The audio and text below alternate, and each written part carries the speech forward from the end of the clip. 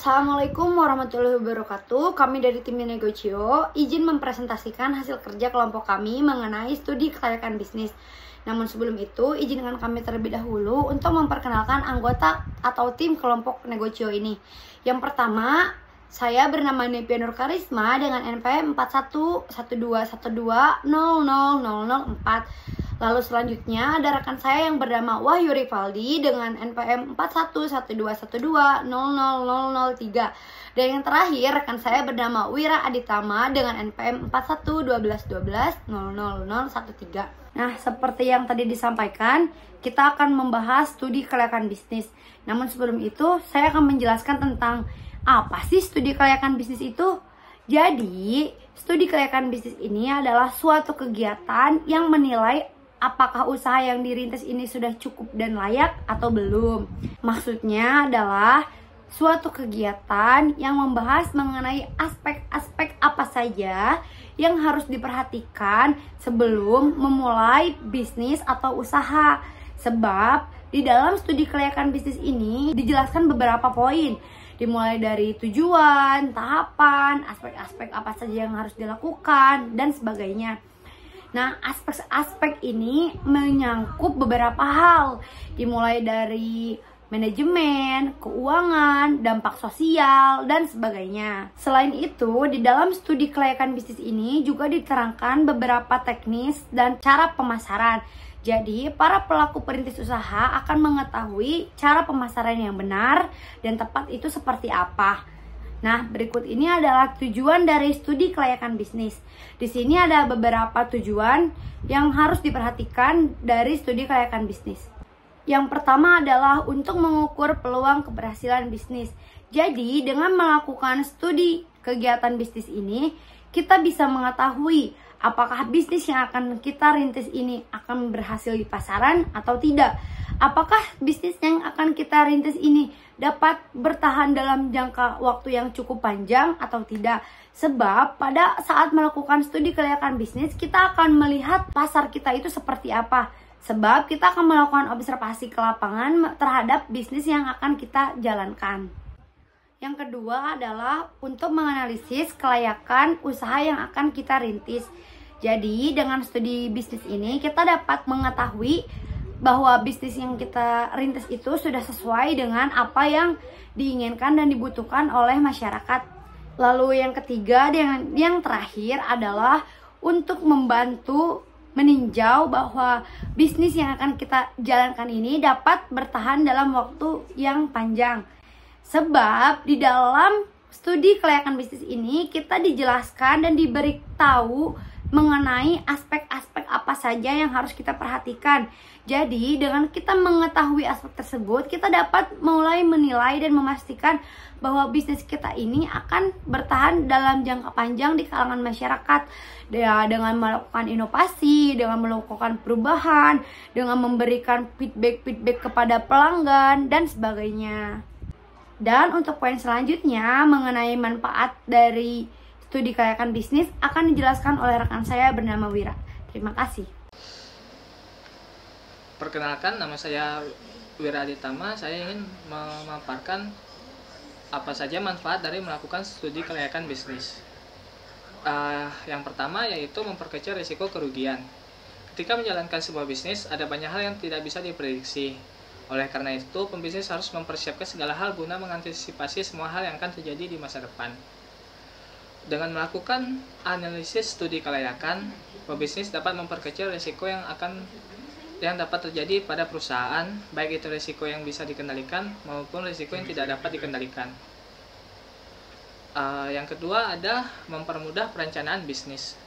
Saat melakukan analisis kelayakan usaha, pembisnis akan mendapatkan segala informasi yang berhubungan dengan bisnis yang akan dibuat, termasuk kelebihan dan kekurangan bisnis. Dari hasil analisis tersebut, pembisnis dapat melakukan perencanaan ke depannya. Yang ketiga ada melancarkan pelaksanaan bisnis. Melancarkan pelaksanaan bisnis yang termasuk program-program yang sebelumnya direncanakan dapat dieksekusi dengan lebih mudah dan akurat. Dari hasil analisis, nantinya pembisnis dapat menilai dan mengevaluasi mana saja program dan kebijakan yang memberikan keuntungan atau kerugian bagi perusahaan. Yang keempat, ada mempermudah melakukan pengawasan. Ada beberapa aspek yang dianalisis ketika studi kelayakan bisnis dilakukan, yaitu beberapa laporan hasil analisis dari berbagai aspek tersebut dapat digunakan oleh pembisnis untuk melakukan pengawasan. Selain pengawasan internal, perusahaan juga mendapatkan pengawasan dari eksternal. Melalui hasil analisis studi kelayakan, pihak pembisnis akan lebih mudah melakukan pengawasan dengan berpedoman pada laporan analisis bisnis tersebut. Yang kelima adalah mempermudah pengendalian. Dalam menjalankan sebuah bisnis, tidak dapat dipungkiri jika pembisnis terkadang menemui masalah dan penyimpangan. Agar masalah tersebut tidak terjadi, pembisnis dapat mengendalikan masalah tersebut dengan cepat dan tepat. Hal tersebut dapat terwujud apabila sebelumnya pembisnis melakukan studi kelayakan. Informasi dari hasil dan analisis tersebut bisa digunakan sebagai dasar menentukan aspek yang menjadi masalah. Kemudian pembisnis dapat mengambil langkah untuk menyelesaikan masalah tersebut secara tepat dan akurat. Selanjutnya, ada strategi pemasaran dalam studi kelayakan bisnis. Dalam strategi pemasaran, menurut studi kelayakan bisnis, yang pertama yaitu ada segmentasi pasar. Segmentasi pasar adalah usaha perusahaan dalam menjual produk yang dibagi sesuai kriteria target pasar. Yang berarti segmentasi pasar ini dilakukan sebelum menentukan target pasar dan mengendalikan segmentasi pasar terlebih dahulu. Yang kedua ada menganalisis kondisi pasar. Menganalisis kondisi pasar secara menyeluruh yang terdapat pada kebutuhan pasar, jumlah permintaan dan penawaran, serta faktor-faktor yang mempengaruhi kinerja pasar. Hal ini untuk mengetahui seberapa cocok produk yang akan dipasarkan pada daerah tertentu. Yang ketiga ada menganalisis persaingan pasar. Sebuah perusahaan dan saat berkembang akan menambah jumlah pesaing dalam berbisnis. Analisis ini dilakukan untuk bertujuan untuk mengetahui kelemahan dan kekuatan persaingan. Dan yang terakhir adalah melakukan promosi. Melakukan promosi strategi pemasaran yang sangat penting, yaitu semua perusahaan akan melakukan promosi terhadap produk yang telah mereka buat kepada para calon-calon pembeli. Ada yang dilakukan secara iklan, sosial media, ada juga yang dilakukan melalui tatap muka. Nah, sekian dari saya, terima kasih. Di sini saya Rivaldi akan memaparkan mengenai aspek apa saja yang perlu dianalisis dan tahapan apa yang perlu dilakukan dalam studi kelayakan bisnis. Oke, dimulai dengan aspek studi kelayakan bisnis, yaitu terdiri dari 5 faktor. Yang pertama adalah ekonomi dan budaya. Studi kelayakan bisnis ini menganalisis dampak yang muncul diakibatkan oleh perusahaan pada kondisi sekitar. Dari sisi budaya, studi kelayakan bisnis akan menganalisis bagaimana perusahaan memengaruhi adat istiadat di daerah sekitar. Sedangkan dari sisi ekonomi, analisis yang dilakukan yaitu bagaimana perusahaan berdampak pada tingkat pendapatan per kapita di wilayah perusahaan tersebut didirikan. Yang kedua adalah aspek pasar dan pemasaran, merupakan aspek dasar yang diteliti dalam studi kelayakan. Analisis yang dilakukan pada aspek ini akan menjawab pertanyaan apakah produk yang dihasilkan oleh perusahaan memiliki peluang di pasar.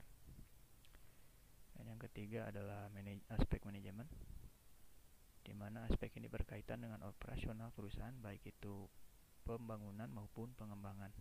Dari semua aspek yang dianalisis, aspek manajemen ini merupakan cakupan yang sangat luas karena terdiri dari struktur, divisi, dan alur kerja dan lainnya. Yang keempat ada aspek keuangan, yaitu aspek yang menjadi penentu bahwa bisnis dapat berjalan lancar atau tidak ke depannya.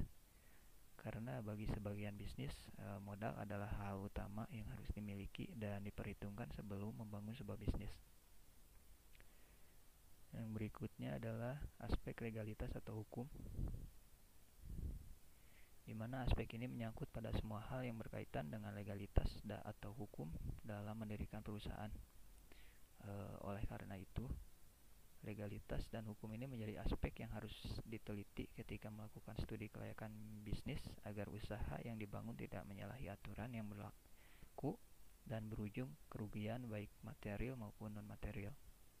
Dalam aspek ini, poin-poin yang dianalisis yaitu izin lokasi, surat tanda daftar perusahaan, NPWP, akta pendirian perusahaan dari notaris, surat izin usaha perdagangan, dan lain-lain.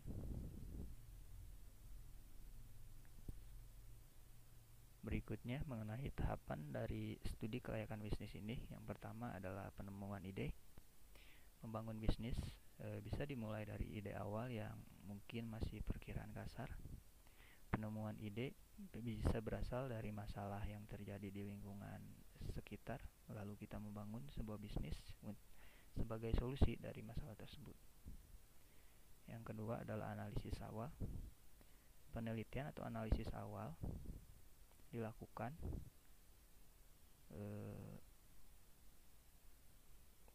untuk meneliti bagaimana berjalannya operasional bisnis, apa saja keunggulan yang dimiliki, hambatan apa saja yang mungkin muncul, hingga siapa saja pesaingnya. Berikutnya ada evaluasi. Setelah menemukan hambatan yang mungkin muncul, hal berikutnya yang perlu dilakukan adalah melakukan evaluasi atau penilaian bahwa keunggulan dari bisnis tersebut dapat mengatasi potensi hambatan atau tidak. Berikutnya adalah penentuan kelayakan. Setelah melakukan evaluasi terhadap keunggulan bisnis dapat mengatasi potensi hambatan atau tidak, tahapan berikutnya adalah menentukan apakah bisnis tersebut layak untuk dijalankan atau tidak. Jika tidak, maka perlu mencari peluang bisnis lainnya, artinya kembali ke tahap pertama. Selanjutnya, rencana pelaksanaan. Jika analisis bisnis di tahap sebelumnya menghasilkan nilai yang positif, maka langkah berikutnya yaitu membuat rencana pelaksanaan. Hasil analisis studi kelayakan bisnis bisa dimanfaatkan sebagai pedoman dalam mendirikan bisnis. Lalu yang terakhir adalah pelaksanaan. Setelah melakukan pelaksanaan, berikutnya adalah tahap untuk merealisasikan rencana tersebut. Melakukan evaluasi secara berkala untuk mengetahui rencana mana yang berjalan dengan baik atau tidak. Mungkin sekian yang bisa kelompok kami sampaikan. Mohon maaf bila ada kesalahan. Terima kasih. Wassalamualaikum warahmatullahi wabarakatuh.